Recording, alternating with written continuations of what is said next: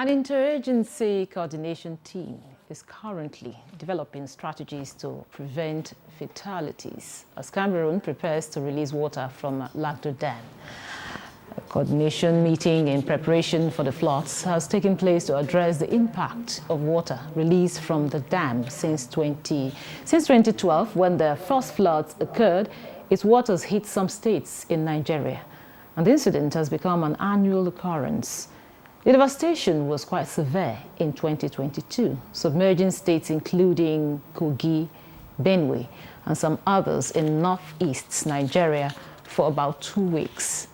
The issue right now is not who created the problem, but what Nigerian residents on the path of a flood should do to save themselves from the impending danger, while long-term solutions are preferred. This is our focus on Nigeria today. Thanks for joining us. I am your carrier, Clinton.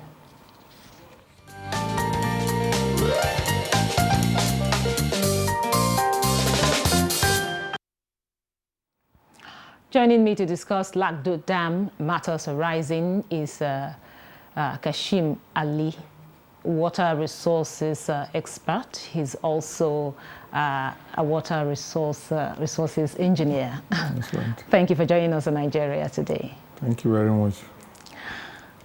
Also joining us via Zoom is Ezekiel Manzo. Ezekiel is the head of press at the National Emergency Management Agency, NEMA. Glad you could join us. Thank you for having me. I'll start with you, Ezekiel. Tell us, what is the true situation with things right now? Has water been released from LAGDO Dam?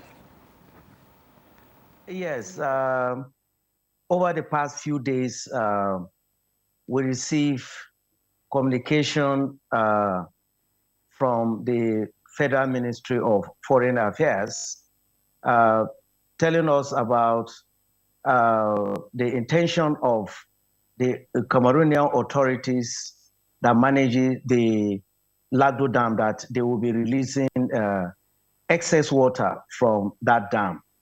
And as a matter of fact, the dam authorities have since commenced modulated release of the excess water from the dam. Kashim, you had him there. Now, a dam is supposed to store water. Now, why do we have this? How did we come to this? Tell us about this whole situation we find ourselves right now. Thank you very much. A dam is designed to hold water, like Radley said, but it's also designed to hold a certain level of water. Every dam has a capacity, and once that capacity is being exceeded, it has the option of releasing some of the water, otherwise it will give way. So it's a normal thing, normal practice that when you have, that's why when you design your dam, you have the embankment and you have the spillway. The spillway is supposed to spill water, excess water. So it's a normal thing. And you know, it's very, for me personally, it's a bit irritating to me, the circles that we go through almost on an annual basis. These are not things that we did not know will happen. We do know they will happen. We have an idea of the period it will happen. So nothing really should come to us as a surprise. You see, it's just like, let me give a pedestrian example. Like you have in a village setting where they have pots, they have drums and all the rest to collect water because they don't have pipe-borne water. If you know that there's going to be rainfall, you don't put plates outside to collect water.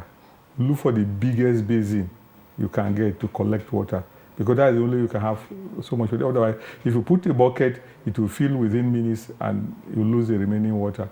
So you look for the biggest bowl you have. The same thing, we have estimation of what we are going to get from these places. So it's for us now to create a bowl to receive the water safely without creating the kind of panic and destruction that we witness. These are highly avoidable things, honestly. They are not emergencies. They are, they are things we just create for ourselves, unfortunately. Thank you very much, Engineer. Now, Ezekiel, we understand an alert was given, a message was sent to your agency. Now, what steps have you been taking or have you taken to, mitigate the impending danger? Talking about the people, the people that are likely to be affected should the water, be released in earnest. Yes, like the water expert in the studio has rightly stated, right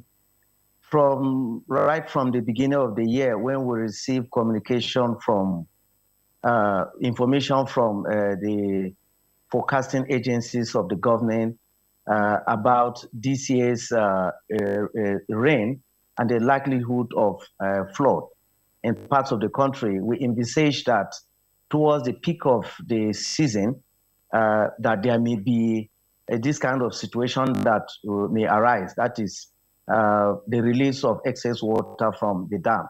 So we actually took note of this, and we included it in our flood preparedness, mitigation, and response plan from the beginning of the year. So one of the things that the agency has actually done was to communicate to the governors of the states, all the state governors, informing them about this forecast, and we also added in the communication what is expected of them to do in order to mitigate the likelihood of the impact of flood. So the governors of the states along River Benue.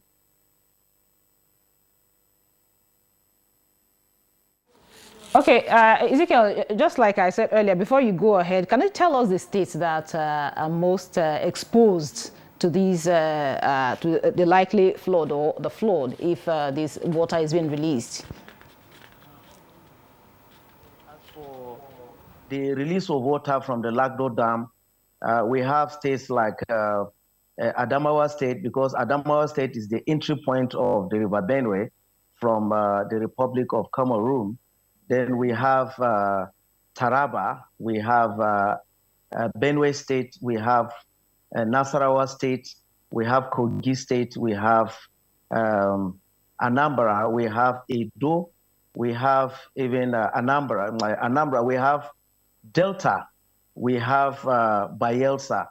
But beside these states that are along the pathway of the river, we have contiguous states that have rivers, tributaries that contribute water, that empty water into the River Benue. They are also likely to be impacted, because when the tributaries can no longer empty water into the river, it means the tributaries will also be flooded. So it will be filled, and communities along the tributaries may also be flooded. I'm talking about states like Plateau. We have even FCT.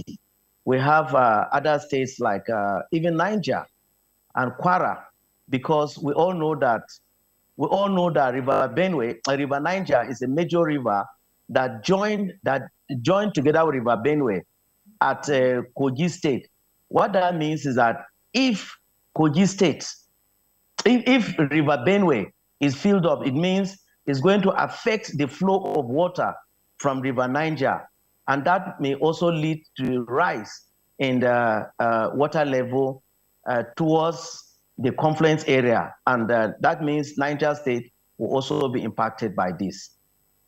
Then we also have rivers, of course. We have river states, which may also be affected by this. Engineer Kashim, you have him there. The states that are likely to be affected if this, happens. If this water, of course, we don't really want to have a repeat of what happened in 2012, of course, even last year. Now, what should these states be doing at this point? What kind of measures should be taken to avoid any kind of a situation like we had last year?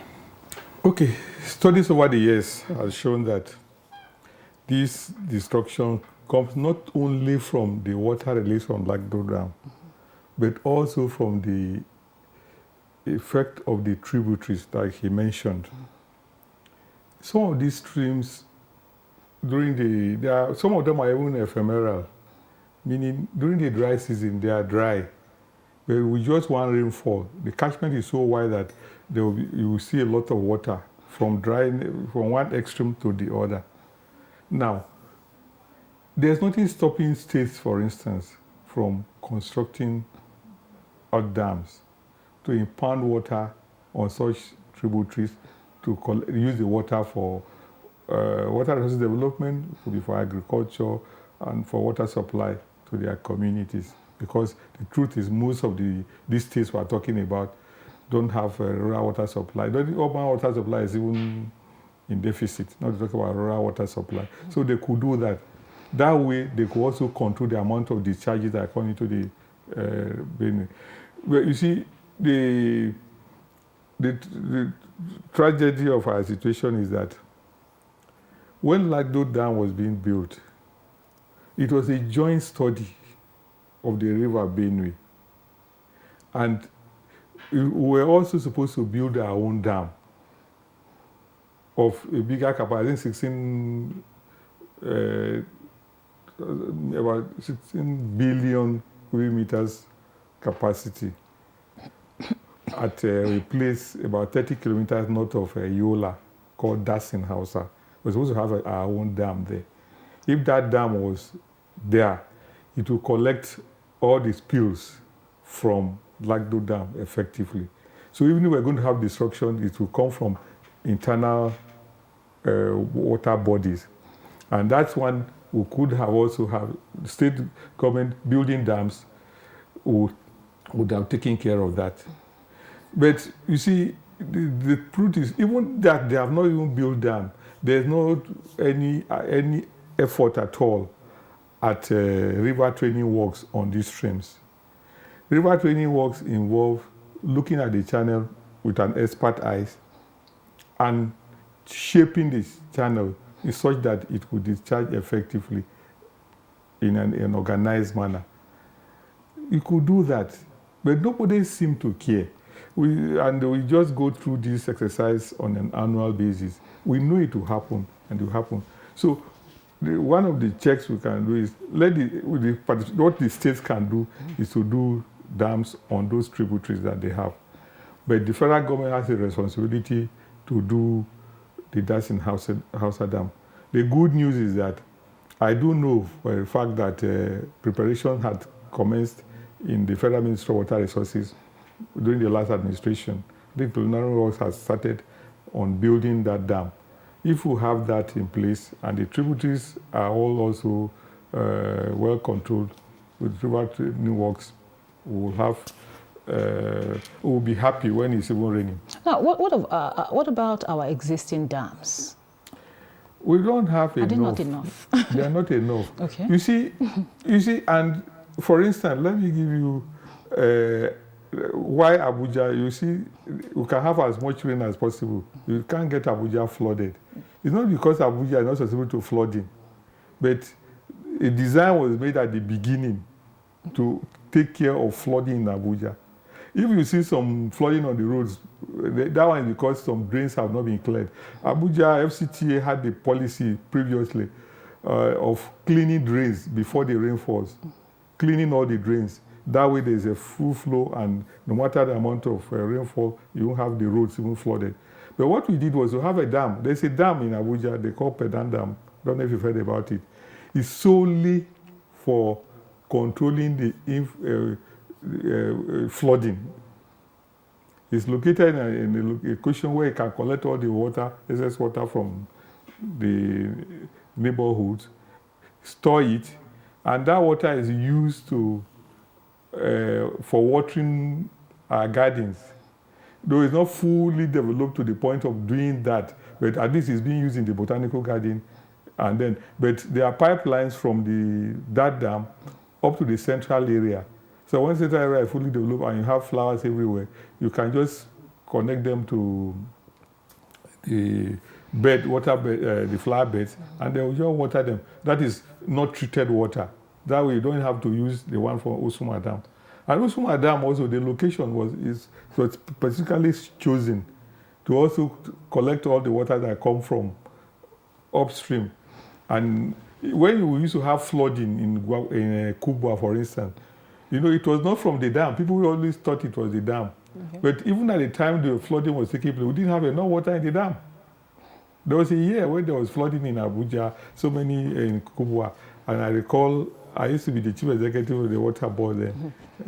And somebody was calling me, your dam has collapsed. So I asked him, where are you? In fact, it was a lady.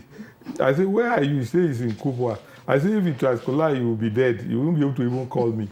Because that's the truth about it. So we need to do river training works on all channels. We did river training works in Kubwa, and that problem has been solved.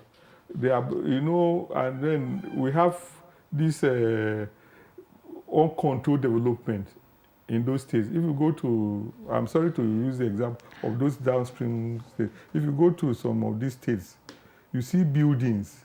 You're on the road, you see buildings on floodplains. Okay. So whenever there is flood, it will flood. So the state government must control the approvals they give for you to build houses in particular locations within their states. They must not give approval to build on floodplains. Okay. That way, there will be no impact on the individuals who are citizens. Okay, thank you so much. We are still, this is still Nigeria Today, and we are looking at the LAGDO Dam matters are rising. We'll pause here for a break, but the conversation will continue after the break. Just stay with us. The implementation of the ruling is also dependent on another aspect or another arm of government. Nowhere in the world will allow under digital economy for banks not to be dispensing domestic currency in that economy. What will make this one different? We want to know what they do as occupation. All of these are attributes that our questions have been designed to investigate. In a few days to come, you see that we are all around their own crannies and everywhere in Nigeria, telling people to cooperate. Welcome to Nigeria Today.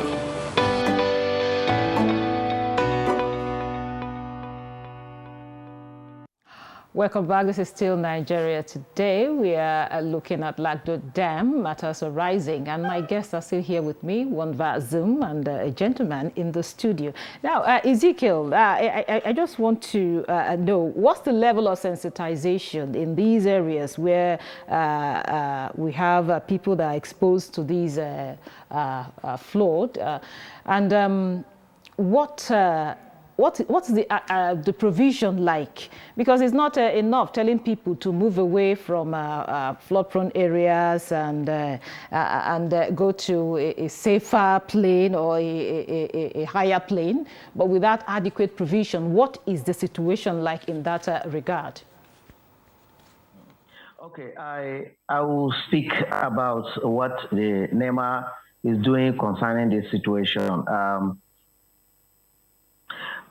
For us in NEMA, the DG has activated all the NEMA zonal offices, not only the ones that cover the Benue floodplain area, but all the NEMA outstation offices have been activated to commence and strengthen the advocacy that began since our flood mitigation programs started. And in addition to that, we have jingles that are being aired on various radio and TV stations. And as I speak to you, the agency has convened a meeting of stakeholders to come up with, to activate the stakeholders to put to action all the things that we have planned towards mitigating the likelihood of impact that may arise from the LAGDO Dam issue, the river flooding, and all the floods that have been predicted for the year. Okay, having had that, now what is the, I know we've had some short-term solution. What is is it possible, let me ask, is it possible to have a permanent solution to these the flooding? So what would be the permanent solution to this flooding? Because it's becoming, will I say, embarrassing. Well, I don't want to really use that word, but it's becoming embarrassing. We feel very embarrassed, especially in engineering. We feel very embarrassed because we've developed engineering in Nigeria to a level that is at par with any other place in the world. And this is not something that is outside the jurisdiction of the capacity we have even in country. So it's very embarrassing to us. Simple. These solutions were projected more than 20 years ago. Even 30 years ago. Solution. We'll build a dam in Hausa Dam. They were supposed to build that dam. At the time they built the LAGDO Dam, I told you it was a joint study. We used to have that dam. Then, second, because there's a lot of urbanization and our tributaries have been constricted, so they now have the discharges that come are a bit more forceful than they previously were. So the state governments must please avoid, let me not use just government planning authorities, town planning authorities in the states affected, or even in any state at all, should avoid allocating plots to people to build in floodplains. Because the truth is, water has no respect for anybody. And just because we use water common, people think water is heavy. You can use water to do anything. Anything can be pulled down by water. So if you put a structure on the water route, what it will do is it will build up enough momentum and put down that structure. And from that time, it becomes destructive because there's a build-up, the initial destruction of momentum, but now, when it starts moving, it goes with high momentum, and any object along the road will be taken down. And I use Abuja as a classical example. Why is what we had in Kubwa that was dealt with? That is what is happening at that trade mall, because people just take things for granted, build without thinking that water routes should be respected. So these are the issues. So the state government have control over that. Don't allocate plots to people in places that are flood prone. Don't create a situation, a kind of urbanization that creates flood. How? You know, you have individuals like as you just go down from Kogi down, you see that we have a lot of loose material. You could, sometimes you could excavate up to 5 meters and you still have sand or just clay sand that is loose. It can easily go, when there's a water effect, it goes off easily. So in developing your urban areas in such communities, you must be careful not to be selfish. Sometimes you prep your environment, the location of your plot, and by that you are concentrating water, which will be discharged into the next plot. So a place that was initially grass, you will now come and clear the grass in the name of urbanization, and then you will now release water. The water will take the soil down, and you have erosion manifesting. So the state governors have powers over that. Okay. The state planning authorities have powers over that. So they must be careful. Not just after allocating a plot to somebody, you must make sure that the manner in which the plot is developed is not such that constitutes a nuisance to the community. Thank you very much. I was about asking you the benefits of building the dam, but we don't have that as much you can take on Nigeria today. But before we go, we must thank our guest, Engineer Kashim Ali. He's a water resources expert. He's also a water resources engineer. Thank you so much for your time and your contribution. Thank you. And also we had Ezekiel Manzo. He's the head of press at the National Emergency Management Agency, NEMA. Thank you so much for your time. Thank you. Thank you. God bless you. And to our viewer, thank you for always being a part of this. I am Eucharia Clinton. Goodbye.